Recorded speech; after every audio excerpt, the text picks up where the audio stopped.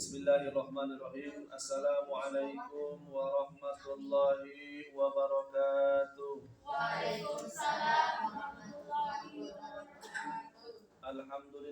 Alhamdulillahilladzi khalaqal insan 'allamahul bayan bihadal muslimin bi aqidatit tauhid wa amara rasulahu bil hijrah ila ardil rasyid. Wassalatu wassalamu ala rasulillah sayyidil basariyah wa ustadil insaniyah wa afsahil bariyah sallallahu alaihi wa ala alihi wa ashabihi wa man tabi'ahum bi ihsanin ila yaumiddin wa sallama tasliman katsira. Qala Allah tabaraka wa ta'ala fi kitabihil karim a'udzu billahi minasy syaithanir rajim. Bismillahirrahmanirrahim. Innama ya'muru masajidallahi man amana billahi wal yawmil الصلاة وأقام الصلاة وآتى الزكاة ولم يخش إلا الله فعسى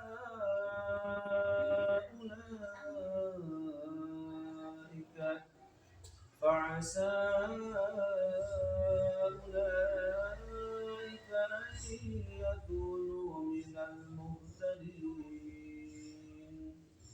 صدق الله العظيم. الآية فقد قال رسول الله صلى الله عليه وسلم طلب العلم فريضة على كل مسلم والمسلمة. وقال أيضا لا يؤمن أحدكم حتى يحب لأخيه ما يحب لنفسه. Faqad qala Rasulullah sallallahu alaihi wasallam as-salatu imaduddin, al-hadis la nabiyya ba'da. Puja, puji dan syukur marilah kita panjatkan kepada Allah yang Maha Ghafur, yang telah melimpahkan segala kenikmatan kepada kita semua, sehingga kita diperjumpakan kembali dengan Selasa yang mubarak ini, yang penuh dengan keberkahan, sebagaimana kebiasaan kita, rutinitas kita, yakni setiap hari Selasa, yakni ada pengajian. Mudah-mudahan kita meminta kepada Allah yang Maha Perkasa, Allah yang Maha Agung, Allah yang Maha Raja. Mudah-mudahan Allah ijabah segala doa-doa kita, amin. Mudah-mudahan Allah Subhanahu wa taala mengampuni seluruh dosa-dosa kita, amin. Mudah-mudahan Allah Subhanahu wa taala memudahkan setiap urusan-urusan kita, amin. Mudah-mudahan Allah Subhanahu wa taala memurahkan rezeki untuk kita, amin. Mudah-mudahan Allah Subhanahu wa taala mengangkat seluruh penyakit dalam diri kita, amin. Dan mudah-mudahan Allah Subhanahu wa taala menambahkan segala kenikmatannya untuk kita, amin ya Allah ya Rabbal alamin. Tidak lupa sholawat dan salamnya kita limpah curahkan kepada junjungan kita, yakni baginda alam Nabi besar Muhammad sallallahu alaihi wasallam, kepada keluarga, sahabat, tabi'atnya, alimil ulama, kepada guru-guru kita. Dan alhamdulillah agama yang begitu sempurna ini telah sampai kepada kita, yang mudah-mudahan dengan agama yang dibawa oleh Kanjeng Nabi ini, terutama dalam bab sholat yang mana sudah dijelaskan sebelumnya dalam kitab Dakhir Baina Maqisatul Mi'raj, ya, oleh guru kita waktu malam Ahad, yakni oleh-oleh ataupun mustika daripada Isra wal Mi'rajnya baginda Rasul. Mudah-mudahan lebih menyempurnakan akhlak kita menjadi insan yang beriman dan bertakwa, amin ya Rabbal alamin. Tidak lupa terutama ya sholawat dan salam tidak hanya kepada baginda Rasul, kepada sahabat, keluarga, tabi'atnya, alimul ulama, ya. Dan alhamdulillah ini salah satu yang paling berharga, sesuai yang Abiyah sampaikan sebelumnya.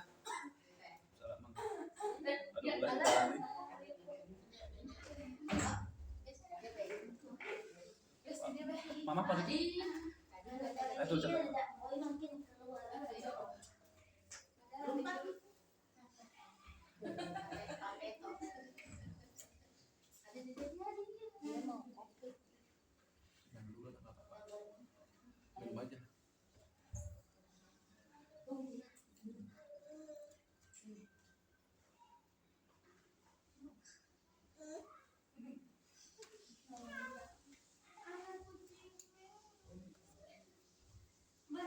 Alhamdulillahirabbil alamin. Di sini Abiyah mengambil beberapa keterangan ya dari guru-guru kita.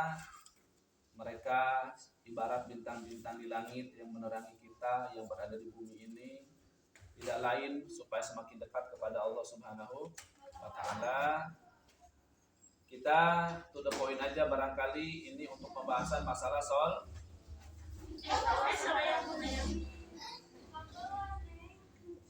ya, untuk masalah sholat ini beberapa referensi ya, rujukan.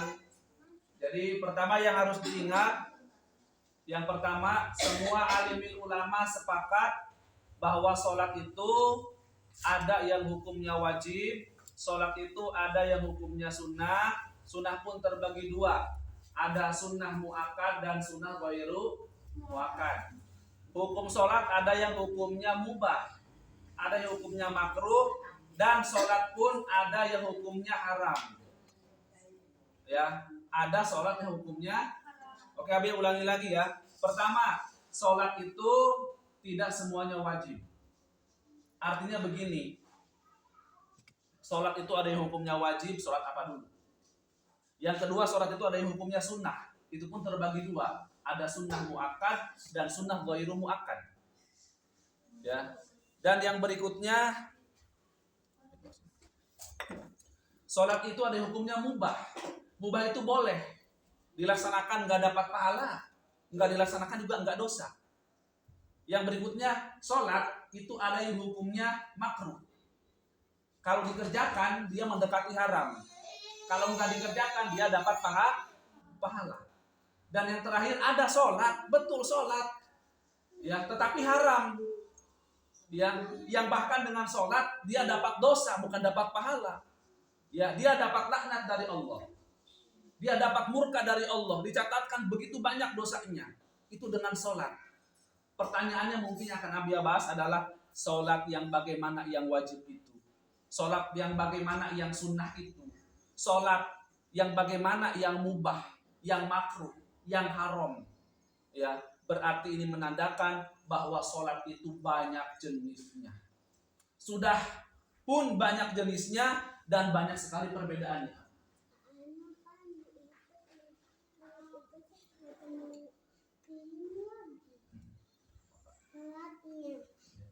Jadi sama orang nggak boleh sholat. Ini makanya nanti ya harus rajin sholat. Boleh dipunya lagi ya. Tapi dengerin ya. Itu ya. Jadi yang paling dasar daripada pembahasan masalah sholat itu diawali dengan wudhu dulu. Dan yang masyhur di kalangan ulama ya itu biasa dalam kitab Safinatun Najah. Dalam kitab Safinah karya Syekh Al-Hadrami rahimahullahu taala. Itu membahas seputar masalah sholat.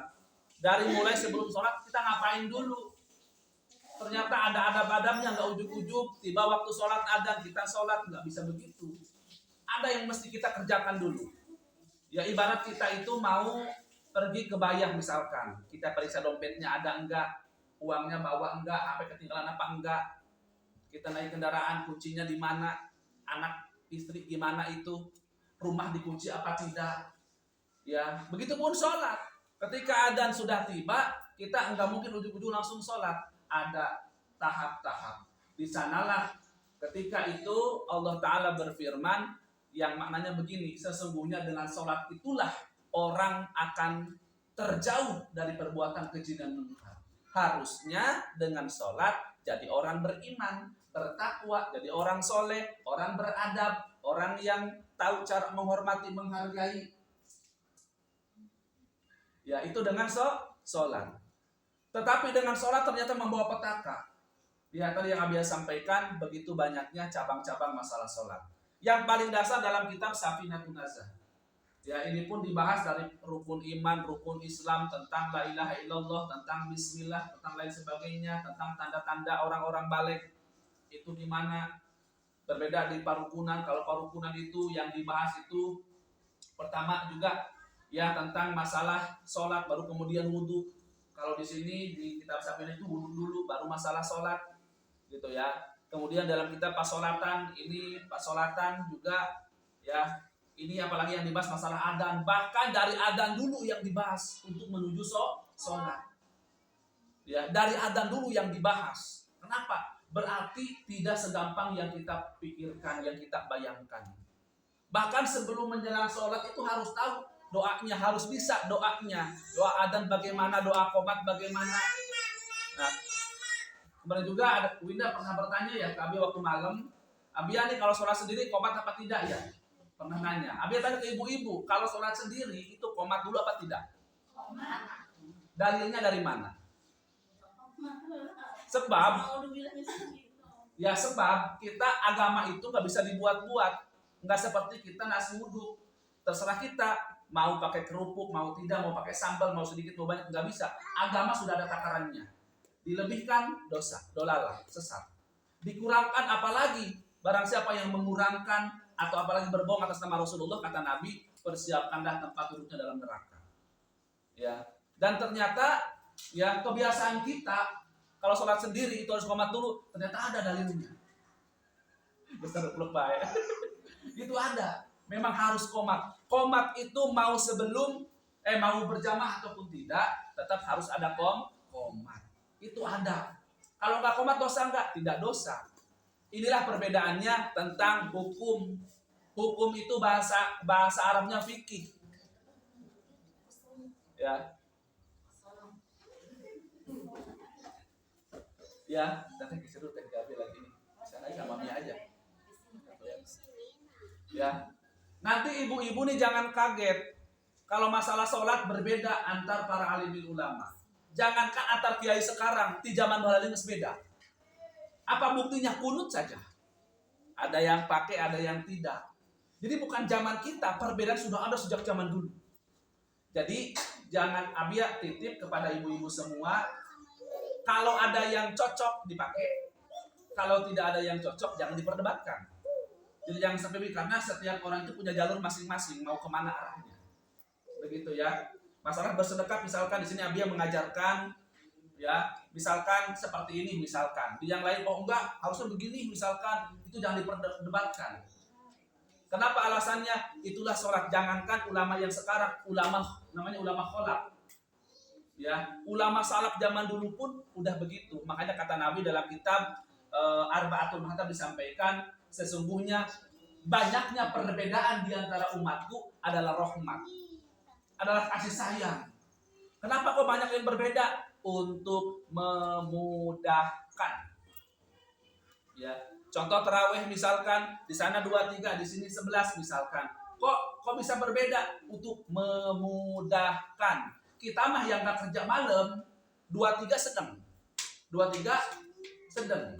Tapi orang yang punya pekerjaan malam masuk bagian misalkan nanti kerja jam berapa, mana pengen tarawih. Kalau sepotong juga nggak boleh.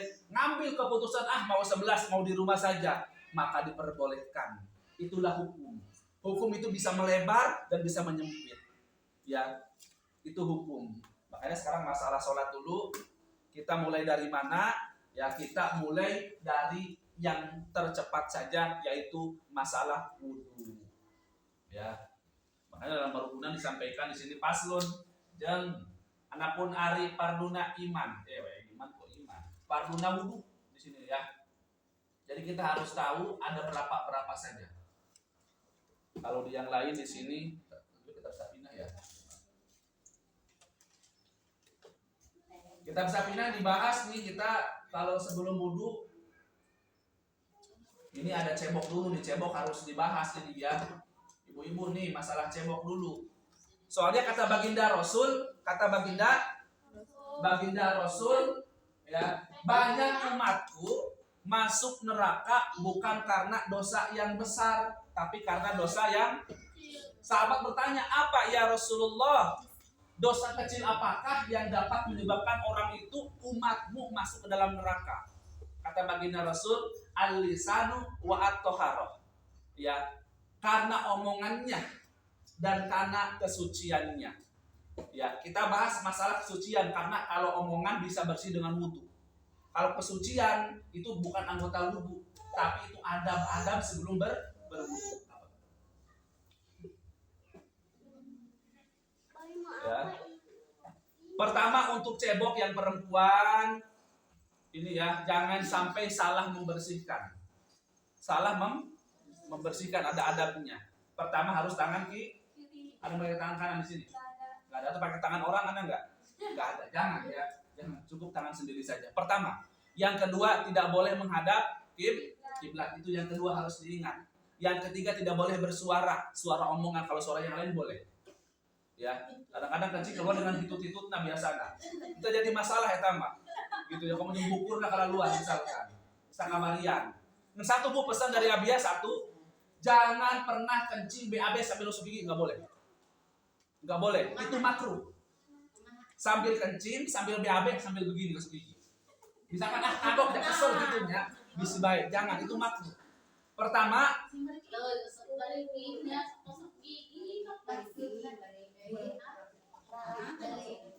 jadi sambil kencing atau sambil buang air besar, jangan kesel gitu mending kena sakamerin balik gosok gigi lah. Tapi nancan cebok tapi gosok gigi lah. Tapi kita can cebok rame tekene. Gitu ya. Itu hukumnya makruh. Yang kedua, suul adab. Yang ketiga, menghilangkan hafalan, ya. Dan yang keempat itu menyebabkan penyakit. Penyakit. Ini yang Abia tahu dari para alim ulama. Makanya hati-hati masalah cebok. Dari sini dulu nih. Kemudian kata alim ulama, ingat sebelum wudu itu cebok dulu yang diutamakan. Makanya dalam barukunan ada kalimat Allahumma thahir sampai diadakan itu doanya ya. Dari Allahumma thahhir qalbi minan nifaqi wa hasin farji minal fawahish. Itu doa setelah BAB atau cebok. Tapi kalau dalam jalur Imam Ghazali itu ada doa cebok. Muti masih ingat doa cebok? Doa habis BAB Muti. Masih ingat?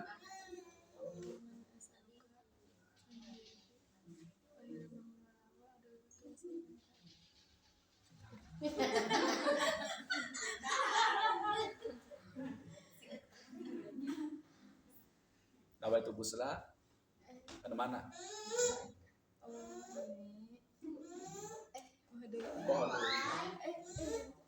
Dulu ingat nggak dulu doa cebok? Iya.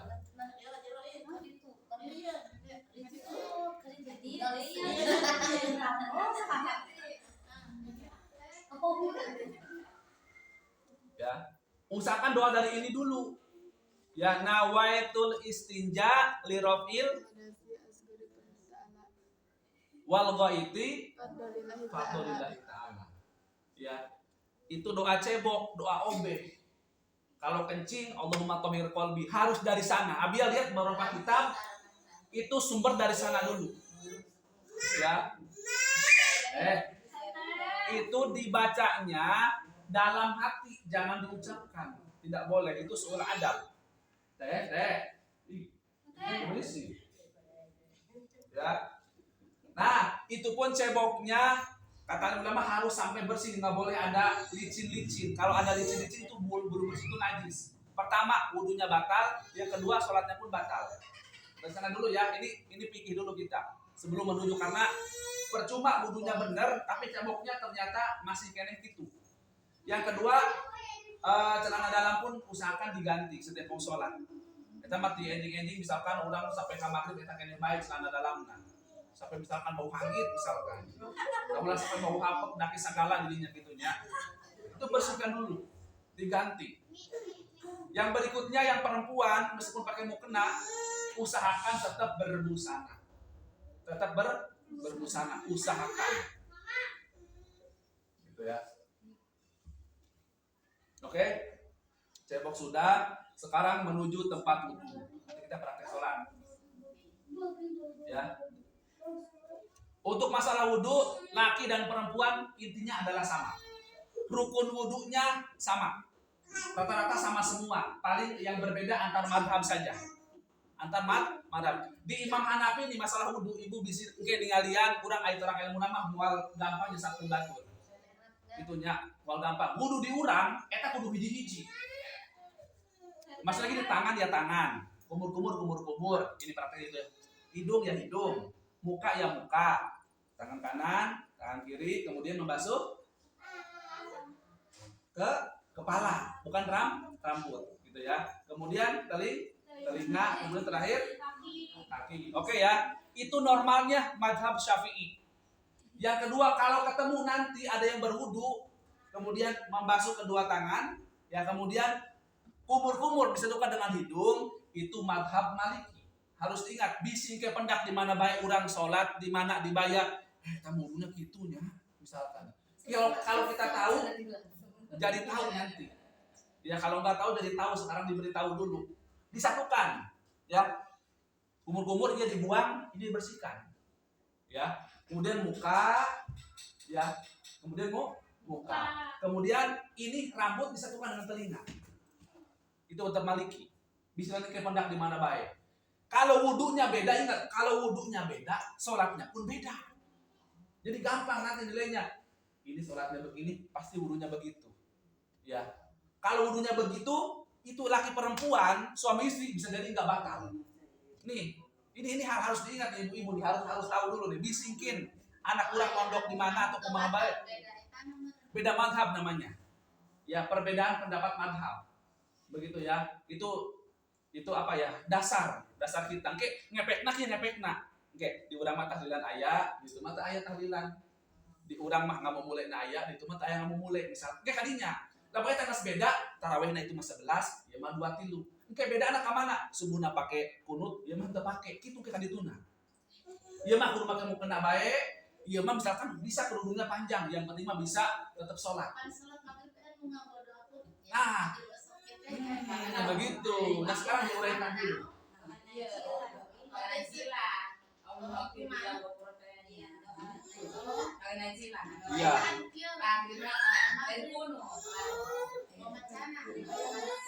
Nah, apa mau ya? Jadi, etaka doa kunut beberapa versi. Versi. Bahkan ada doa kunut yang dibalik tangannya. Ini makanya ia pakai jeruk. Pokoknya mah seueur. Gitunya. Gini, kalau kita lebih banyak ilmunya lebih luas, insya Allah mual gampang kabar teh tadi teh ya. Ya. Tidak hanya begini, bahkan masalah tangan pun berbeda. Ada yang begini, ada yang begini, ada yang menghadap muka. Berbeda lagi. Ada yang habis doa, ada yang diaminkan, ada yang tidak. Nanti nyampe ke sana. Ya.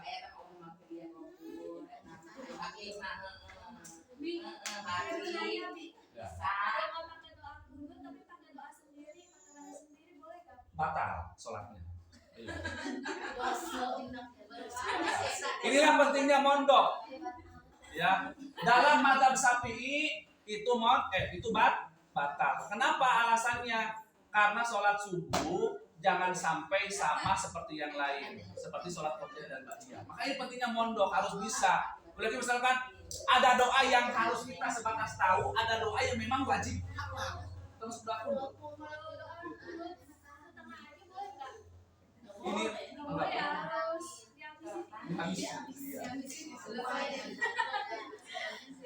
dalam mazhab Syafi'i itu bisa jadi batal.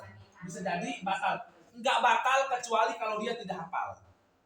Ya, kalau tidak hafal tidak batal. Pendapat yang kedua kata alim ulama, boleh diganti doanya doa kunut dengan doa tapi bukan buatan kita, tapi merujuk ke alim ulama. Apa doanya? Pendapat pertama, kalau nggak doa hafal boleh diganti dengan Robbana atina fid dunya hasanah. Syaratnya adalah dia betul-betul pertama dia memang mu'alaf. Dia mu'alaf, orang kafir pindah ke Islam dan nggak mungkin langsung hafal doa kunut. Ya sementara dia kalau udah asyhadu alla ilaha illallah udah syahadat, maka dia itu wajib sholat. Sementara kunut belum bisa. Inilah pentingnya berjamaah. Kalau nggak berjamaah gimana? Maka harus hafal. Makanya kata Nabi itu sesungguhnya sholat berjamaah itu 27 derajat. Kalau sholatnya sendirian dia dapatnya 1 derajat. Kita rugi 26 derajat. Kenapa? Karena Nabi tahu banyak umat kanjeng Nabi yang tidak tahu tata cara sholat. Inilah pentingnya imam. Begitu ya, pentingnya imam. Makanya imam pun menentukan hati-hati. Ya, imam pun itu harus orang-orang tertentu. Nggak sembarang orang, apalagi maaf ini ya ibu-ibu. Dalam kitab Fathul Mu'in karya Syekh Al-Malibari kemarin disampaikan juga oleh alim ulama Kecamatan Bayang.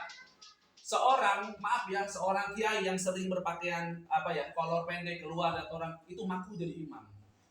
Makruh, kenapa? Jadi cacat jadi imamnya. Artinya gini, tercela. Jadi harus memberikan contoh. Jadi gini bahasanya, udah sesamping baik omong tentang kiai, memang harus begitu. Bukan masalah sesampingnya, masalah itu harus menutup aurat karena itu adalah adab. Jadi ternyata keseharian kita itu menentukan imam kesananya. Inilah pentingnya bahwa sholatnya itu ujung-ujung Allahu Akbar, sholat kedalam kudu sholat enggak. Tinu sapopoe nage kudu terang. Bahkan kita berimam di sana itu bisa jadi kita itu haram berimam. Makanya maaf ketika kemarin waktu itu ada sholat punten ya.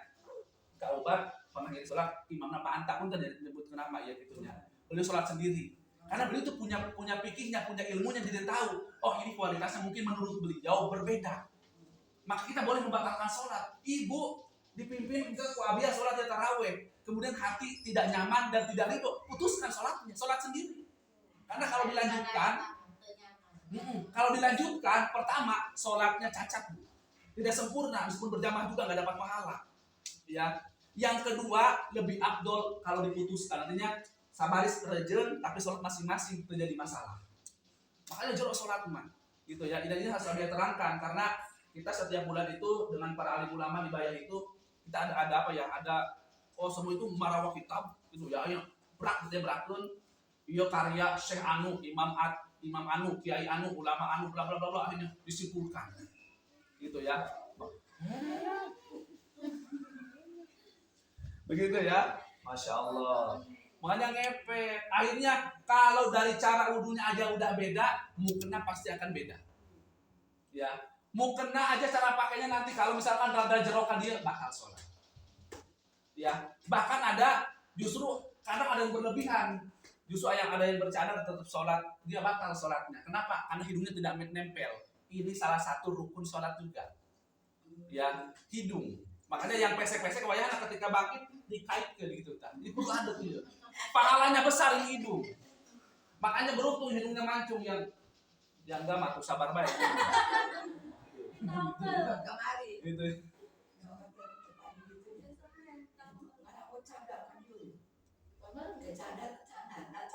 Cadar ya kan.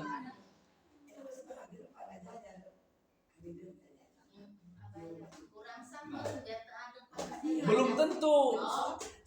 Kalau beliau sholatnya berbeda, wudhunya beda, berarti madhab yang lain dan diperbolehkan dalam madhab mereka.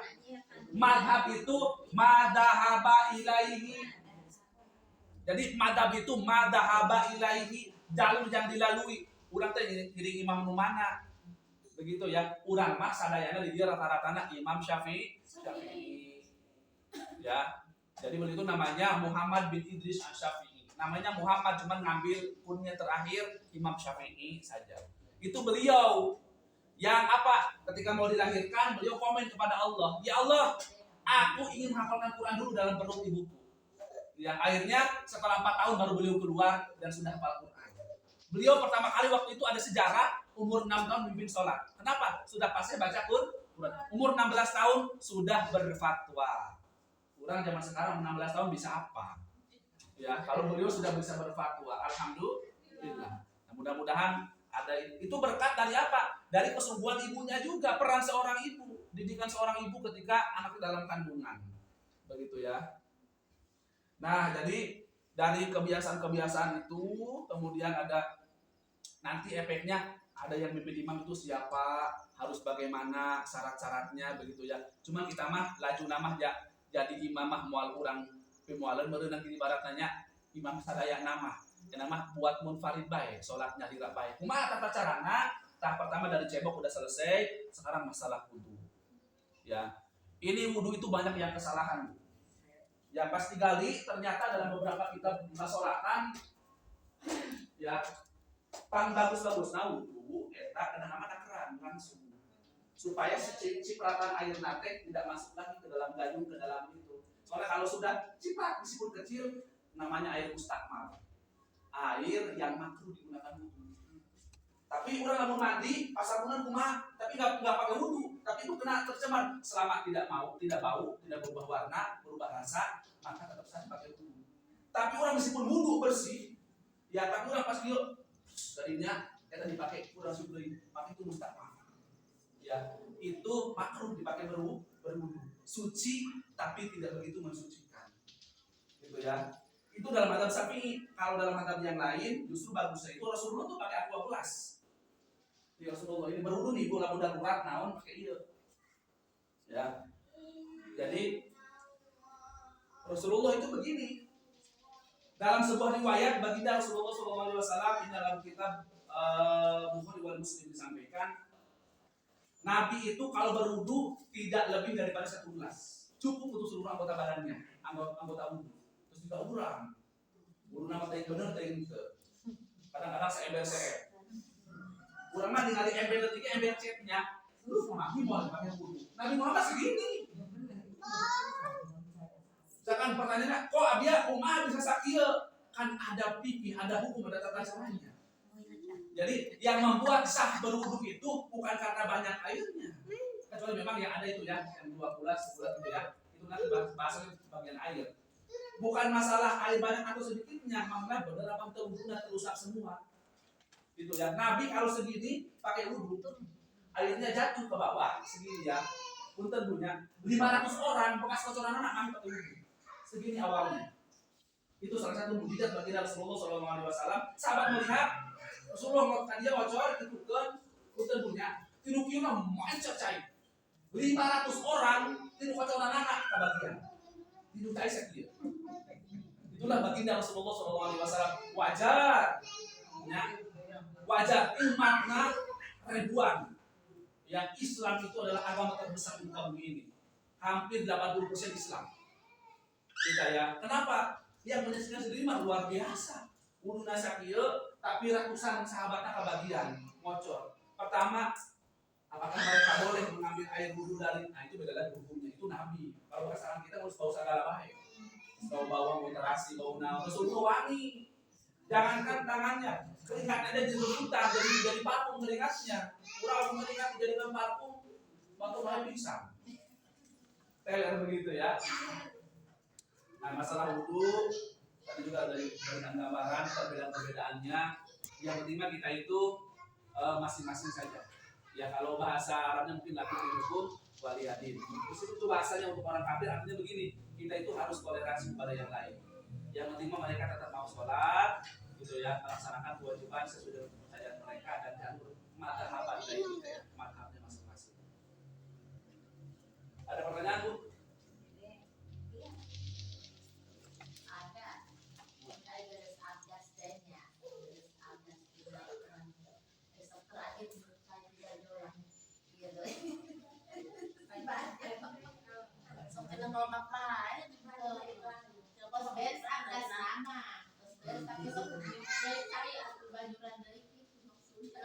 Itu kata alim ulama diperbolehkan, syaratnya kita sudah memutuskan wudhu yang tadi. Sudah selesai segitu wudhunya. Jadi bukan menambahkan berwudhu ya.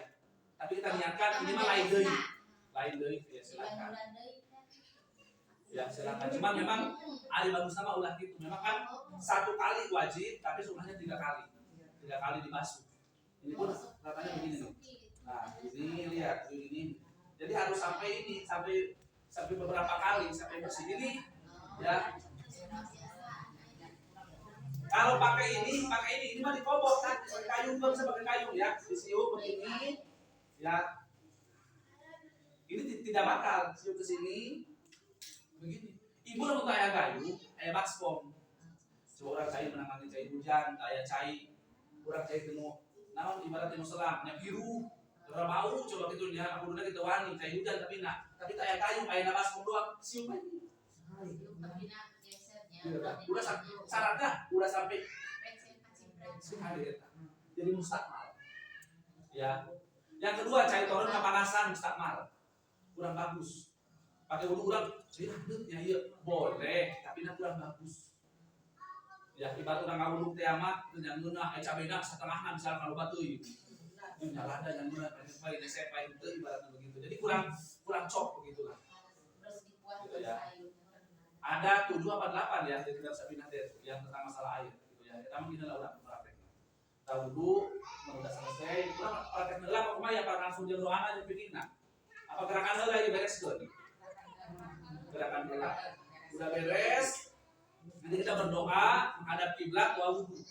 Itu harus ditempelkan itu paling abdul ditempelkan. Ya kata ulama, kenapa ditempelkan? Karena kalau begini kayak ibarat menunggu kucuran rahmat dari Allah. Ketika tangan ditempelkan begini, otomatis kata ulama berbeda dengan kalau begini sedikit yang kena, kalau begini lebih banyak.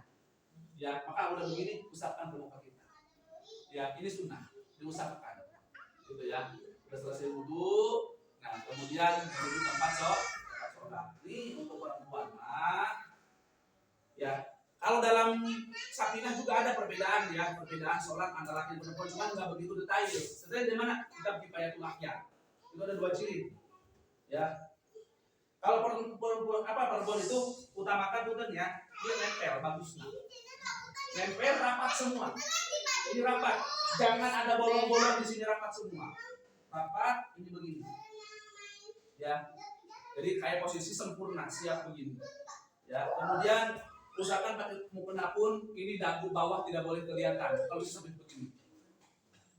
Ya. Ya nggak boleh ke sini.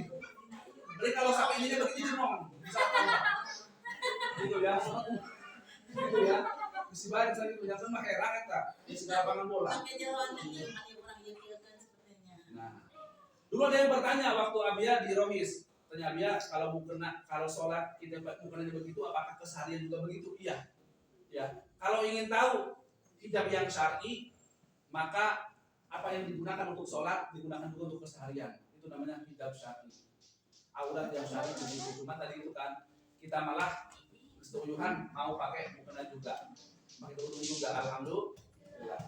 Kapan? Yang perempuan aja ya yang dibahas. Allah Akbar begini, ini tempelkan. Kalau bisa maaf ya dadanya agak diangkat sedikit. Ini agak ditarik. Ya, ini afdolnya jempol nempel. Afdolnya. Kalau nggak nempel, nggak jadi masalah, Ya, apakah membatalkan? Tidak membatalkan. Ya, ibarat kita beli ini sosis, ada sosis yang bumbunya bagus, ada yang ini kurang bumbu, kan kita jadinya nyaksa. Ya, maka sholat pun harus lihat yang serapnya menurut Allah yang mana. Kata Allah, ini bagus, ini juga bagus, ini aku suka yang ini. Kalau ada bahasa aku suka yang ini, kata Allah betul bahasanya afdol. Begitu ya. Nah, nempel Allah. Nah, ini bagusnya kata ulama, 2 di sini, 1 di bawah, jempol di atas. Bagusnya. Abia asal nakal bisa kali kieu mangga. Kalau usim tiris mah Abia salatna kumaha kalau kieu meunang. Ya itu jadi masalah sedekah mah. Itu satu. Kalau bisa daripada 1 menikahnya begini saja. Kalau mau begitu 2. Ya, menikahnya 2 begini. Gitu ya. Kalau ini prakteknya ini. Kalau dalam pembahasan mungkin dalam kitabnya itu umum biasanya ya. Tapi kalau prakteknya begini. Disimpannya di mana? Oke, kami terangkan ya. Madhab Imam Maliki di sini di dada. Di sini ngalik lelaki awewe salatna. Kok di dada? Misalkan begitu ya. Itu Imam Maliki. Imam Hambali. 2. Kita di mana? Kita bagusnya itu adalah di atas pusat atau paling bawah pas pusat, nggak jadi masalah. Cuma bagusnya tengah-tengah seperti ini. Ya, pandangan lurus ke tempat ini. Ini sengaja nih ada gambar Ka'bah itu supaya kita itu tidak luak dia kemana-mana. Kita fokus ke sana. Ya, ini kepala boleh agak menurut begini, jangan terlalu begini. Ya, agak begini boleh, nggak jadi masalah. Karena perempuan itu harus tawadhu ketika sholat. Gitu ya, karena kita menghadap Sang Maharaja. Presiden mah gak ada apa-apanya. Ini mah presiden dari alam semesta. Gitu ya. Nah, tapi kalau menemukan ada yang sholat Allahu Akbar, itu mazhab Hanafi. Boleh nggak? Boleh dalam mazhab mereka. Urunya pun nggak kayak kita, beda. Dan mereka tidak pakai usolli. Hanya mazhab Syafi'i yang membaca usolli faradul duhri, usolli faradul ashri, usolli faradul maghribi, semua ada usolli. Hanya di mazhab Syafi'i. Jadi kalau ketemu nanti di tempat yang lain, kok nggak ada usolli tiba-tiba datang, Allahu Akbar, itu mazhabnya pasti Hambali. Begitu. Dan Hanafi biasanya. Udah dihimpit begini misalkan, ya kemudian pas kita ruku, perhatikan hukumnya makruh kalau seperti ini. Ini makruh. Makruh itu goreng, kurang bagus. Ya. Ya boleh. Tapi begini. Pahalanya besar. Di mana? Di muka. Tutupin lutut. Ya. Begini. Terus bukan begini. Apalagi begini. Mau kemana ini? Ya. Masa Allah.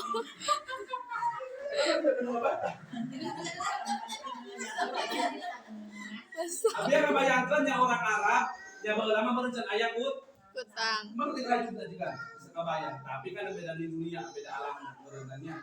Gitu. Makanya ulama Indonesia mah sakieu mah baragus bae lah tempat udah lain dari alam dulu. Gitu ya. Jadi sedang kene. Makanya begini, ini siku harus nempel ke sini. Dan ini misalkan punten punya bisa air rukuna kieu itu batal. Sebagian ulama mayoritas mengatakan batal Kenapa alasannya? Nabi mengatakan ketika kamu ruku maka lurus. Kalau perempuan nggak tahu nih Nabi gimana. Lurus aja ininya nih. Seolah-olah jika kamu menyimpan mangkok di atas pundaknya berisi air tidak tumpah, itu sudah sempurna rukunya. Kata Nabi begitu. Jadi jangan sampai orang kecil. Jangan begini ya. Itu nggak boleh.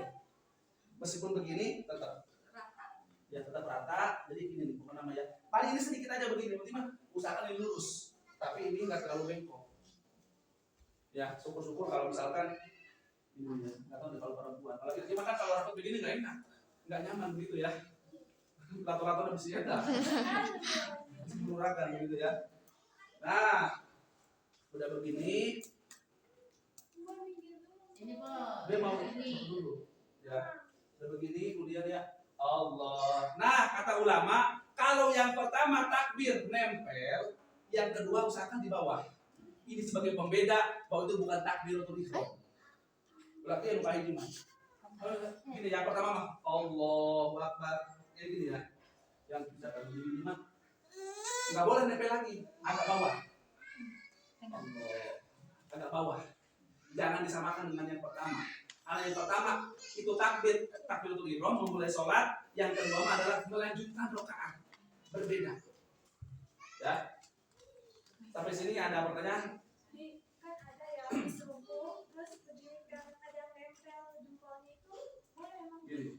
enggak Allah. iya enggak ini apa jempolnya ada nempel itu kenapa? Kalau tidak sengaja nggak jadi masalah. Kalau dibiasakan maka akan merubah gerakan sholat. Karena sesuatu yang dibiasakan akan menetapkan. Ketika menetapkan maka akan dolalah. Apa dolalah? Akan menyimpang. Begitu. Jadi sarannya inilah pentingnya kita belajar. Begitu ya. Jadi badan menempel semua rapet ya Allah. Kemudian pas sujud ada dua versi. Yang pertama boleh lutut dulu. Bagi yang muda-muda usahakan lutut dulu. Ya, dan bagi yang tua-tua itu boleh tangan dulu. Ya. Nah, gitu ya. Jadi usahakan itu kalau bagaimana keadaan tua dan muda zaman Nabi itu dulu itu yang tangan dulu menyentuh sejadah itu kisaran umur 60 tahun ke atas. Kalau kita kan 60 tahun ke bawah, usahakan lutut dulu yang pertama jatuh. Kecuali maaf bisul, cedera, boleh darurat tangan dulu. Ini yang pentingnya hukum. Kalau tidak ada fikih, maka kudu persis kata ayat-ayat itu buat begitu. Tapi kalau ada fikih itu